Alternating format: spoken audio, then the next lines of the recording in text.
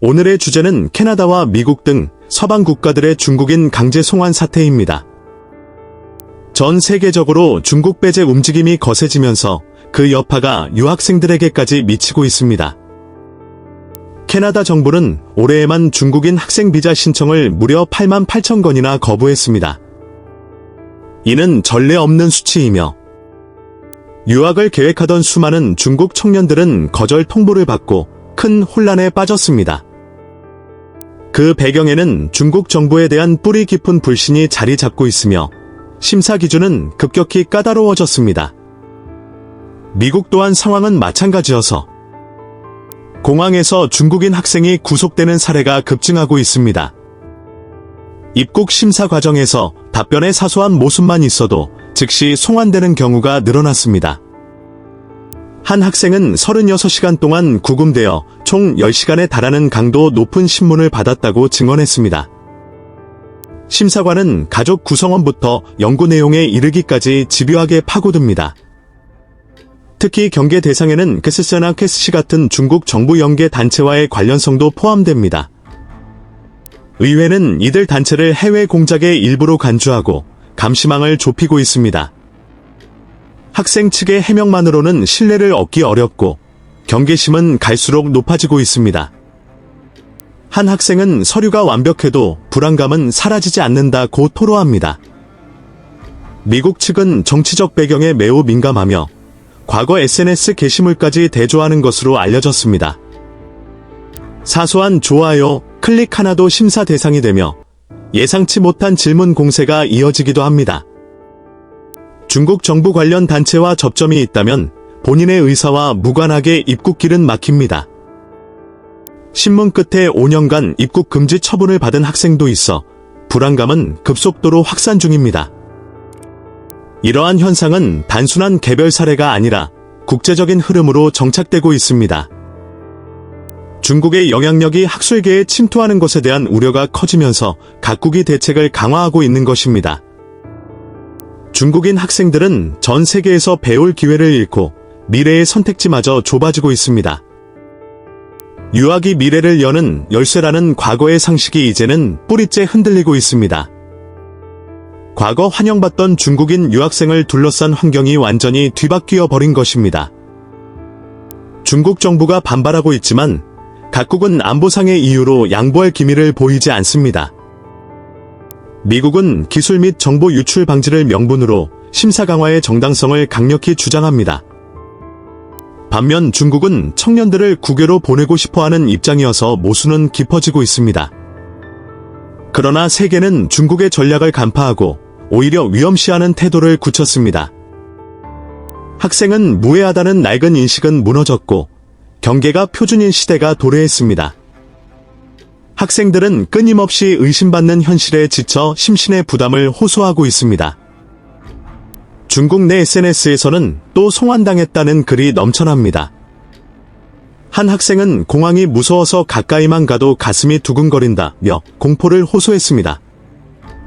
다른 학생들은 구체적인 이유도 듣지 못한 채 거절당한 억울함을 삼키고 있습니다. 캐나다의 심사에서는 생활비 증명이나 숙소 정보까지 현미경 검증이 이뤄집니다. 허위 신고에는 무관용 원칙이 적용되어 사소한 실수라도 입국이 불어댑니다. 미국에서는 몇 년 전에 SNS 게시물까지 파헤쳐 조사합니다. 중국 정부를 지지하는 게시물이 발견되면 질문은 더욱 날카로워지고 상황은 불리해집니다. 반대로 정부 비판 글이 있어도 경계 대상이 되어 어떻게 대답해도 불리한 것이 현실입니다. 구속된 학생 중 일부는 직원으로부터 조롱을 당했다고 증언하기도 했습니다.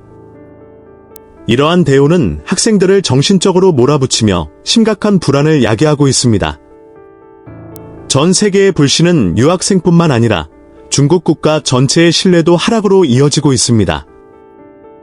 경제 악화와 감시 사회의 그늘까지 더해져 중국의 국제 이미지는 추락하고 있습니다. 서구권은 중국을 리스크 국가로 규정하고 입국 관리를 지속적으로 강화하고 있습니다. 한때 환영받던 중국인 유학생의 입지는 완전히 사라졌습니다. 국제사회는 중국 측의 해명을 믿지 않고 독자적인 판단을 내리고 있습니다. 중국은 청년들의 해외 진출이 막히는 것을 우려하지만 세계의 시선은 싸늘하기만 합니다. 잠재적 스파이로 간주되어 전 세계로부터 거부당하는 중국인이라는 현실이 계속 확산되고 있습니다. 이 흐름은 가속화되어 더 이상 돌이킬 수 없는 단계로 진입하고 있습니다. 다음으로 전해드릴 소식은 지하은행의 붕괴에 관한 내용입니다. 중국 전역에서 지하은행, 불법 환전상, 이 차례로 적발되면서 시민들의 불안이 급증하고 있습니다. 당국은 올해에만 2,700건 이상의 불법 송금 네트워크를 적발했습니다. 압수된 자금은 수백억 엔, 수천억 원, 규모에 달해 시민들이 받은 충격은 매우 큽니다. 지하은행은 오랫동안 자산 도피의 마지막 비상구로 이용되어 왔습니다. 본토에서 해외로 자산을 옮길 수 있는 사실상 유일한 수단이었던 것입니다. 그러나 당국의 대규모 단속 작전으로 그 탈출구마저 급속히 막히고 있습니다. 한 시민은 송금할 곳이 사라져 생활이 막막하다며 비통해했습니다. 많은 이용자가 상점이나 기업 자금을 융통하기 위해 지하은행을 이용해왔습니다. 송금이 막히면서 자재 구매가 불가능해지고 사업이 붕괴된 사례도 보고되었습니다. 당국은 불법 자금 유출 저지를 명분으로 일제 단속을 벌이고 있습니다. 하지만 그 실태는 외화 부족이 심각해졌고 중국 경제의 약점이 드러난 것에 불과하다는 지적입니다. 시민들은 국외로 자산을 옮길 수 없다는 공포에 직면했습니다. SNS에서는 지하은행이 사라진 날이라는 제목의 글이 급증했습니다. 그곳에는 ATM 앞에서 장사진을 이룬 길게 줄을 선 시민들의 모습이 다수 올라왔습니다. 어떤 사람은 월급을 받지 못해 고향 방문을 포기했다고 밝혔습니다. 중소기업은 자금 이동이 불가능해 생산 중단이 연쇄적으로 일어나며 고통받고 있습니다.